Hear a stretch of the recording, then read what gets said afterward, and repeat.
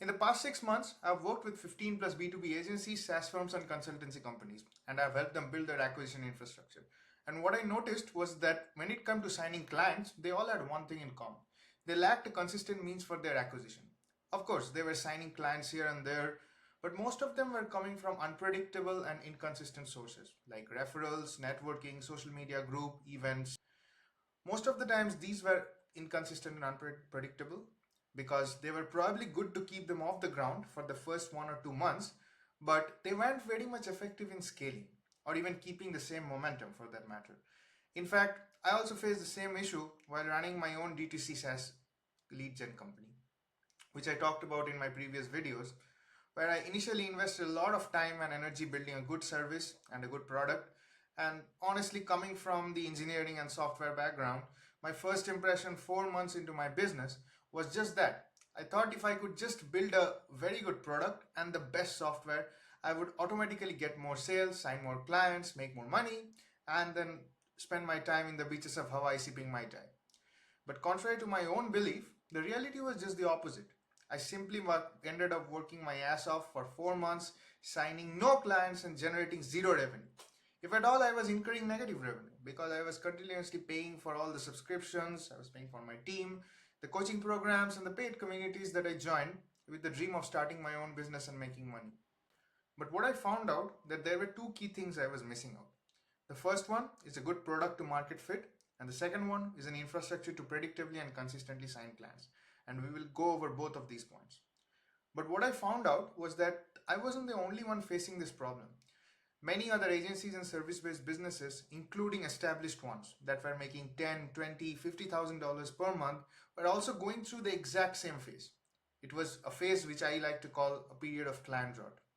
For example, we had Andrew here who had a lot of experience, say probably over 35 to 40 years of experience in the e-com space and retail space, and he was just out of his second business, and he was building his own SaaS company in the building retail solutions.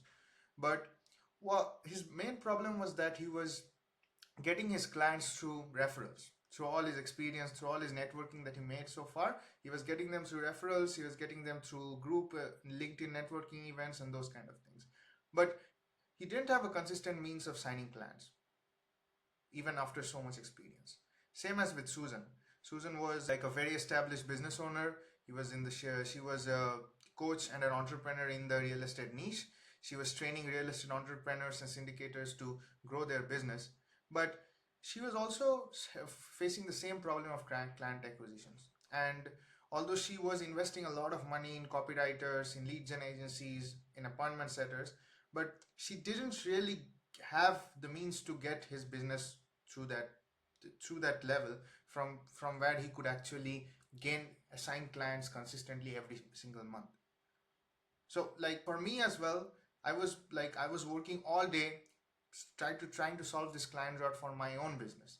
Instead of focusing on the service delivery, I was putting all my energy out reaching out to these CEOs and co-founders, crawling myself into their DMs and barely getting them to book call with me. I took the teachings from all these internet gurus, appointment setting coaches and growth partnering coaches, and I tried to practice them on for my own service. And as I was doing this, I found myself in a different position than I thought that I would. I was building the systems that I needed to book appointments and sign clients every single month. As I was doing more of it, like reaching out to prospects, talking to them through DM and emails, I was getting better, and I found myself entering into this paradigm, this sort of framework of client acquisition, while taking myself out of this client rot. And that was the time when I realized something. If I could build the same system as I was doing for my clients, they will not only have more clients through the door, but they could also get out of the day-to-day grind and hustle of making more sales. And they could also in general live a life as a business owner that they were looking forward to. So they could just simply wake up every single morning, find their calendars filled with appointments and warm leads. All they needed was to come to the meeting and close them. So this was the product to market fit that I was looking for. So in this video, I'm going to tell you exactly how I am able to build these systems for my own business, and I continue to do so for my clients, and I help them book 12 to 20 appointments per month on autopilot while removing themselves completely from day-to-day acquisitions. Before I go and start explaining these systems, I need to be honest here because I want to make clear that this video is not for everyone. Please note that we turn down a lot of clients, if we find that we aren't a good fit. Because honestly, if I can't genuinely help them grow, I feel that we are wasting both our times. So first things first, what's covered here is specifically for B2B agencies and SaaS companies who already have clients, which means they have a product and they have a proven service, which means that they are already delivering to the clients they already have, which means that they also have case studies. They have already tried appointment setters, agencies, courses, or even content creation, personal branding for that matter, which is a very big buzzword in the market. They have already tried all of these, but nothing seems to work. And at the end of the day, it completely falls on them to work their ass off, book meetings, sign clients, and deliver results. But they're still lacking a predictable means for doing so. So like they're booking calls and signing clients, but maybe not every single month. Maybe 3 to 5 appointments in 4 months, or 6 months, or maybe 10 appointments in 8 weeks, something like that. It's not consistent. Last but not the least, they were looking to gain financial and time freedom. Because to be honest, as a business owner, you shouldn't be doing all this. You should have a team or the right systems in place for client acquisition, which is working 24/7 for you while you are taking care of your entire business overall. You are supervising everything and you are making the key decisions that drives the needle forward to your business, right? So these are the criteria. For example, we had Gene here from Simba and Coding. Before working with us, he was he was still having clients. He was delivering results. He had 3 to 4 clients, but those clients were all only coming through referrals and LinkedIn networking, group events, and those kind of things. But he didn't have a specific mean of signing clients. Like he was not getting consistently bookings. He was not talking to them every single day. So it was a rather chaotic situation. Same as Raja here. He was spending a lot on paid ads and SEO and like generic digital marketing sort of side of things, but nothing seems to work. Both of them were like probably signing like 3 clients in a period of half a year, and then full drought for like 4 months with no clients. They were just keeping on working with their existing clients and retargeting the ones that came through their paid ads and websites, but those are not working. On the other hand, they were completely like flattened out, spending a lot of money on their paid ads, like all their CPL, CPCs. They were spending a lot of money on that. But what they didn't have, and what I realized while speaking to them, was that they didn't really have a systemized infrastructure for signing clients, which at the end of the day comes down to 3 simple steps. Number 1, finding the relevant leads. Number 2, qualifying the leads to book a discovery call. And last but not least, close those leads predictably to make sales. So everything should be systemized. These are the 3 steps, and we laid down in 3 pillars. We build our client acquisition machine, which consists of 3 steps: targeting, content, and sales. So I'm going to break down what we do specifically in all these 3 steps, what exactly you should be focusing on, and what mistakes you should be avoiding. Firstly, coming to targeting. We always start off with niche research. And niche here is the key, guys. You should be focusing on one niche at a time, not multiple. For example, let's say I'm targeting SaaS companies, right, which is a very big market. So my offer and my messaging will never cater to the entire SaaS market.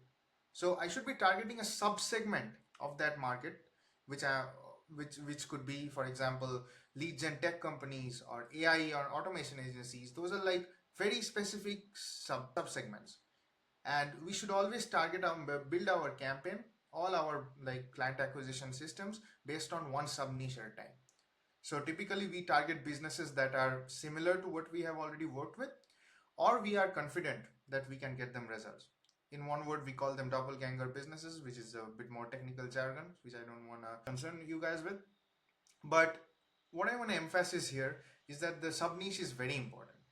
So because as long as you target one audience at a time, you can structure everything that comes after it based on that. For example, you can structure your offer, your messaging based on that audience. Like in our case, marketing agencies can be a good niche, but marketing agencies running automation is even better. And marketing agencies running automation for B2B companies is even better than that. So what I can do is that I can build one specific offer that targets one specific pain point for like helping marketing agencies running automation for B2B companies to sign more clients. So that's one pain point they have. They are suffering with like the booking calls and signing clients. They don't do it consistently. We can help them do that. And once we do that, we can build our content based on that. So our offer is fixed based on that one niche. Our unique mechanism is also fixed. In our case, that's cold outbound messaging using LinkedIn and email. And we can make the messaging for this one offer. So we have one offer, one messaging, one unique mechanism. So we have 1:1:1 of everything, instead of having two offers and then two unique mechanisms and then two niches. So that would be like 2 times 2 times 2. That would be already 8 different combinations of your offers, which you can imagine how chaotic it might be even in one kind of system. So you have to handle 8 different offers, 8 different sort of audiences, like 8 different sort of combinations. It would be very chaotic. So you should make sure that you have 1:1:1 of everything, so that you can focus on that at a time and you can excel and maximize to that, and then you can move on to the next niche. Does that make sense? So the next important thing is the case studies. The case studies is one of the highest leveraged items that can ever move your business forward. To put it very simply, we would always like to buy from the person who has got results from people like ourselves, right? Someone who has the same problems and same kinds of desires. I've seen multi 6 or 7 figure businesses have hundreds of these case studies. It is by far the best way to let your prospects know that you have worked with the same problems, you have worked in the same industry, and your clients are from the same industry, and they view you as an expert in that niche. Because you have spent so many hours, you spend over thousands and thousands of hours on that same industry solving their problems. We, as a practice in our business, we put case studies into all our offers and messaging scripts, and on top of that, I write down all the possible questions and objections that I have from my clients, not only from the sales calls but also from the check-in calls, which I do regularly with them. So because once I do a couple of calls with like my clients from a particular niche, I fully understand all the core problems they're facing and they're looking to solve. And I know that if I can solve all those core problems for one or two of them, it's going to help everyone in the same niche. Because you only can have finite number of problems for in a certain market, and you will get those problems maybe for your first 1, 2 and 3 clans, first 3 clans, right? So you come across them for the first time, you work on them, you solve those problems for the first 3 clients, and then every clients that come after it, you have the repeated solution, right? So this is also like a case study, because whenever you're doing a sales call, you can actually get those, when you get those objections from or questions from your clients, you can directly answer them that, hey, we have had the same objection and the same question from our previous client, and this is how we solved it. So the client would know that yes, he has a lot of experience in this niche, he can help me, he's an expert in this niche, and it's good to work with him, right? And for those people who say that okay, they don't have a lot of case studies, they are not very experienced, they just started right off the bat, you're the same position as me. I'm also in the trenches like you guys. I've been doing this for only a few months. The way I do see it is that this building case studies is something that does not happen in a day. Like everything else in your business, you should treat it as a continuous growth process. See it as a means and as a goal to solve all your clients' problem. So like when you solve all your clients' problem, you know what is going to come next. You have a plan of attack for the next problem. And the more problems that you deal with, the more you can talk about it on your sales call, and the more clients will trust you. So you can make this as a 1:1 reward. So solve a problem for a client, build a case study, and then you get more clients from that. So every problem you solve, every client you get, right? So it's like a reward for every problem you are solving. So you see it like that. You're doing the work, and then you're getting the reward. The reward is getting more clients and making more money, right? So that's I explained it how, like, as simply as I could, right? The last one and not the least in content is profile optimization. The goal of this is to make a very professional profile. So I'll show you mine in here. So you can see that you have, make sure that you have a very clear photo, make sure all the links are working. So sometimes if the links are looking scammy and clickbaity, people are not going to take you seriously. Make sure what you say in those links, or maybe your intro message, is value based. So for example, you never, for example, in here, I never write book an appointment or contact me or those kind of things, because they don't make sense. They are always too much sales and too much pushy. You should always think about providing value upfront before making sales. So for example, you can put like client acquisition playbook, client acquisition systems, and when somebody clicks on the link, it takes them to my YouTube channel, where I always post videos and talk about my service and how I help my clients, so that my viewers can, my audience can look at it, and they can get some value out of it, and they can implement it in their own business if they can. And then if they want me to do it for them, then they can like contact me, and then they can, like, we can work with each other. But before that, they should get the value that they needed, and they should already implement this and see it works for them, right? And last but not the least, you should have an overall clean profile. Your banner should look good. You should convey exactly what you do, so your business, and the name of your business and what you do. So for me, it's targeted client acquisition for consultants. It could also be target client acquisition for agencies and consultants. So we do both, and we also do SaaS firms. So we are currently between agencies and SaaS firms and even consultants. So you could put like all of that in here, but make sure it clearly states what you do, all the stuff that you are doing, and it's not so salesy and pushy. So it shouldn't look like a very very colorful ad sort of thing, because so when somebody, this is the first thing that people are going to see when they come to your profile. When you message them, they're going to come to your profile, they're going to see the banner first. If they see that the banner is looking like an ad, or they would see like very flashy messages or flashy stuff going on, then they would probably, the first impression would be to stay away. Like, you should be as assumptive and as clear as possible and what you do, right? So that's like something as simple as just mentioning the name of your company and what you do can be the best.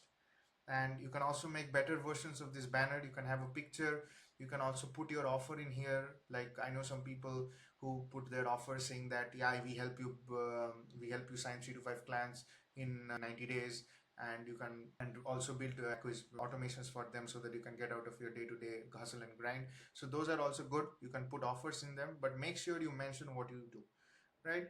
And if you don't know how to build a banner, you can hire someone to do it from Fiverr and Upwork. I did this one for myself, but I know business owners who are hiring on LinkedIn banners, like who are hiring LinkedIn banner creators, anywhere between $50 to $300 to create these kind of banners. And like they're paying them like good money, like $300 $350 to build this banner. So that's how serious people are about their business. Having said that, I'll move to the third part, that is the sales. So the first part of sales is building out your own content. To be clear, content is anything that makes it easier for your audience to work with you. Listen to this and listen to this. Content can mean anything, but when I say content in here, I just mean that you should build good content that should be anything that makes them want to use the value that you are providing them. So you know that you're going to provide them value because you have already worked with clients, you have already had these tons of case studies, you have already, you know that you're going to provide them value, but your audience should know it, and that you are going to convey through content. And what our goal when we are building this content is that we should not be selling you anything. So for me, this video is a content, but I'm not trying to selling you. I'm not getting you to buy my stuff, right? So my goal here is to make you gain as much as value as possible out of this content. And what's important for you to know is that people are not interested in who you are. People are interested in what you can specifically do for them, what problems you can specifically solve for them. For example, if I am helping a SaaS company book and sign clients, I'm going to talk about how you can book appointments predictably and scale it with automation. And that's all I'm going to talk about. I'm always going to talk about them, what their problem is, how I can specifically solve them. I am going to lay down all their concerns, all their objections that they are having in every step of their business or every step of their client acquisition. and I'm going to lay them down in my content, and I'm going to tell them this is how I can solve this for you, this is how you can implement and solve it for your business, and this helps them build trust. And I'm mostly focusing on long form content now, guys, which is, like, to be honest, is not really that long. It's between, say, 15 to 20 minutes, sometimes even 25 minutes, because it's just a it's like it explains all aspects which I'm trying to convey.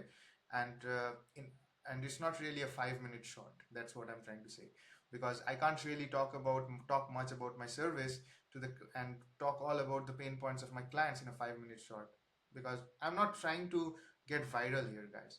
I'm just trying to solve your problem. So, like, I know a lot of people who are in the personal branding space who are trying to get viral and who make all these shorts, and mad respect for them because they're way ahead in business than I am.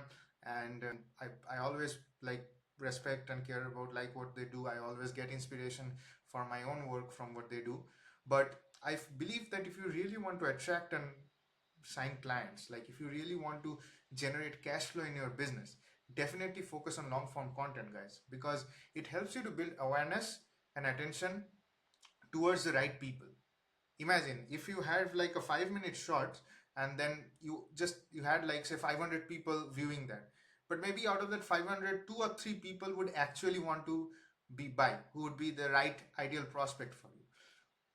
But if you have like a long form content explaining the things that you do, all the steps, how you can solve their problems, you might just have 10 viewers. Maybe most of you are not even watching the video till this point right now. If you are, mad respect for you, but it's already 23, like around 20 minutes, so it's probably you are not watching it. But those who are watching it, they really care about their business, and they care about what their problems are. And maybe you get like 10 viewers, but maybe then five or six out of those 10 viewers, contrary to two out of the 500 viewers in the short form, would really be clients for you. So you are actually using these content to generate clients, because people will know what exactly you do, the shit that you are selling, and can find value from the content that you are actually producing, right?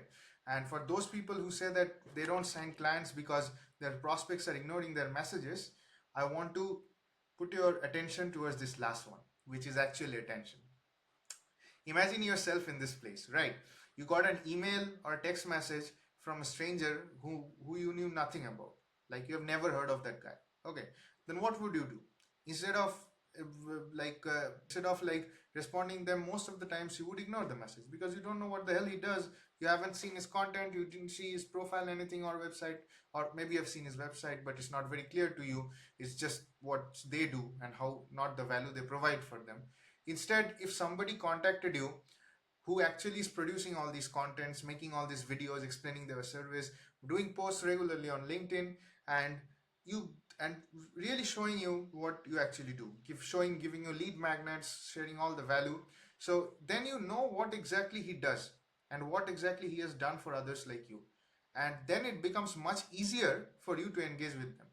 So I'm asking you to do the exact same thing, guys, for your audience.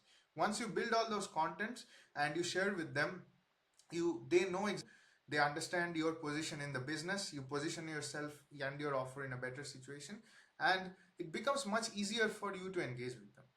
And that's what is attention. So these are the 3 steps, and this is and this the and we are what we do is that we completely repeat this as a cycle, and as we do this, we keep on signing more and more clients. But last but not the least, I would focus on tracking and feedback, which is the most important part of your business, which, according to me, because this is something I focus on a lot.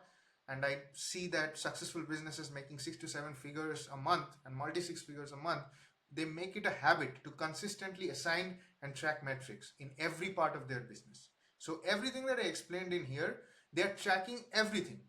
Maybe they have 1 or 2 North Stars, but they're tracking literally everything, because without metrics and feedback on those metrics, because those both are important. One is correctly tracking the metrics and providing feedback on the metrics. Without those two, we will never know how well our system performs, right? And if we can't measure performance, we cannot make rational decisions about the campaign. As same as that, like as simple as that. For example, if the campaigns are not performing and your main metrics are below KPI, your rational decision would be around what to change in the campaign to make it work. So you can pinpoint exactly what is not working. When you see that that particular metric is below KPI, you know exactly what you need to solve. What is the bottleneck which you can solve, and then you can open the floodgates. But if you didn't have this accurate measurement, you couldn't do that. On the other hand, if your campaign was working, all the metrics and KPI, all you have to do is actually to repeat that, scale that up to actually get more results, right? So, for example, uh, um, ABR, appointment booking rate, is a metric that we track.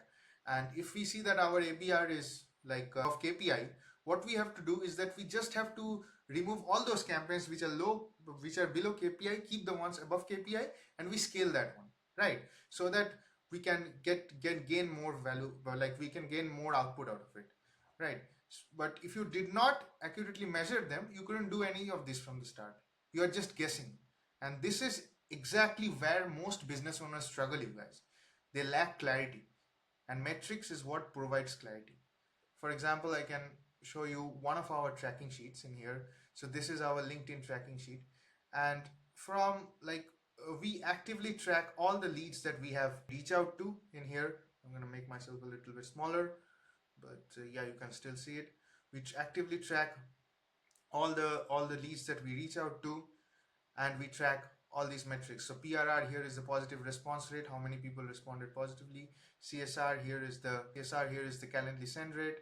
ABR here is the appointment booking rate, and we make sure that in the every month or the campaigns that we send, these are above KPI. For example, in the last month, these were not above KPI in October, but we made some changes in the campaigns that made the Calendly send or the meeting sent and the ABR above KPI now.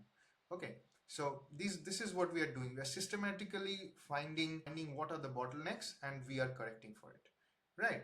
So this is what I do like rigorously every single day for my own campaigns and for my clients' campaigns, and I'm gonna make a separate video about this, so that if you're interested, don't miss out on the next video. I would also like to hear what you guys are doing in order to track your metrics, because this is a very favorite part that I believe in any business should do. So write down in your comments, guys, what exactly are you tracking, what are your North Stars. Maybe we can discuss about all those things. I would be happy to talk to you about it. And so I'm going to make a separate video about this metrics, which is going to be the next one. So if you're interested, don't miss out on the next video. All right, so with that being said, I'm going to sign off today. If you like this video, guys, and got some value out of it, just go ahead and subscribe to my channel, all that jazz. I'm gonna make more content like this, where between say 2 to 3 videos a month, providing more tips and sharing my own experiences of my clients and those kind of things. So like at the end goal, you can take them away and apply in your own business and scale them. And with that being said, I would like to wish you a good one. Cheers and Godspeed, you guys.